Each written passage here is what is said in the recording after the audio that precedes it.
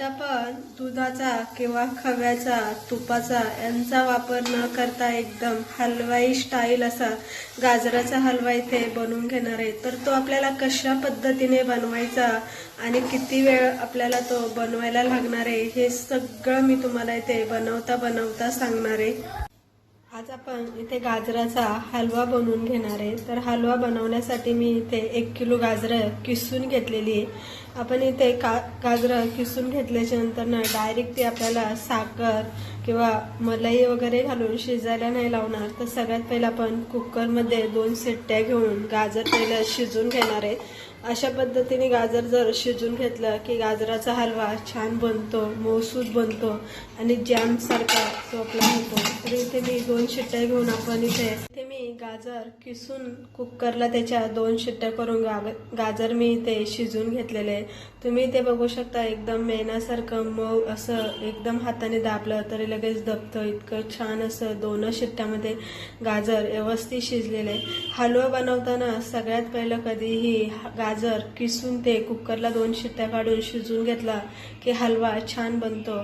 त्यानंतर मी इथे हलव्यामध्ये घालायला ड्रायफ्रूट घेतलेले, थोडेसे मी इथे काजू घेतले, बदाम घेतले, पिस्ता घेतलाय आणि 2-3 इलायच्या मी इलायचीची साल पण घेतली आणि इलायचीचे बी जरासा मी लाटण्याने फोडून घेतलेले। त्यानंतर आपल्याला इथे साखर इथे मी साखरेला असं हलवा बनवताना कोणतंही माप नसतं, आपल्याला किती प्रमाणात हलवा गोड पाहिजे त्यानुसार आपल्याला इथे साखर घालायची आणि इथे मी दूध न घेता साई घेतलेली आहे। साई म्हणजेच आपली दुधावरची जी मलाई असते ती मलाई मी इथे घेतलेली आहे। इथे दूध न घालताच आपण दूध किंवा तूप न घालताच आपण पूर्ण इथे मलाई घालणार आहे, कारण मलाईला नंतर तूप सुटतं। इथे मी कढई ठेवली आहे आणि कढईमध्ये सगळ्यात पहिला आपण इथे गाजरचे शिजून घेतलेले गाजराचा खीस तो इथे कढईमध्ये घालून घेणार आहे। अशा पद्धतीने जर तुम्ही गाजराचा हलवा केला तर बोटेच नाही तर प्लेटी सुद्धा चाटू चाटू खातील, इतका छान असा गाजराचा हलवा बनतो।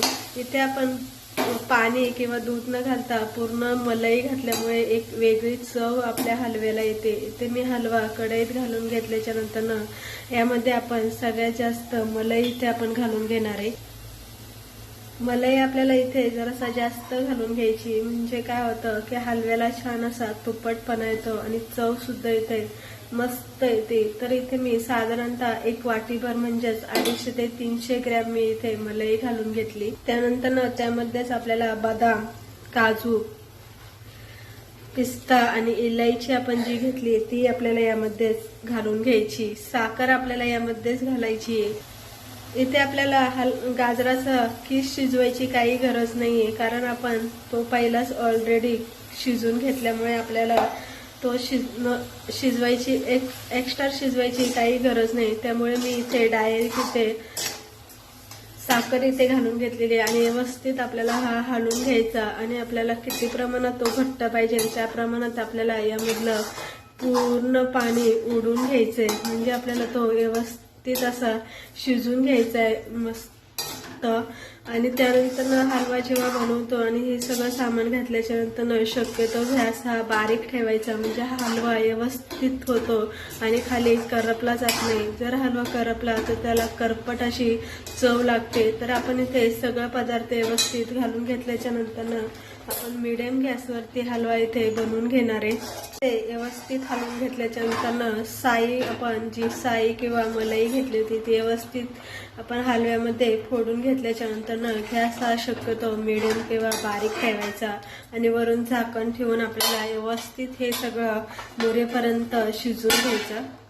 इथे पूर्ण असं याच्यातलं पाणी ओढून गेलेलं आहे, मस्त असं त्याचं टेक्स्चर पण इथे दिसतंय। आपण इथे दूध न घालता, खवा न घालता किंवा तूप सुद्धा न वापरता एकदम परफेक्ट असं आपण हलवाईच्या दुकानात ज्या पद्धतीने आपल्याला इथे हलवा मिळतो अगदी त्या पद्धतीने आपण इथे गाजराचा हलवा बनवून घेतलेला आहे।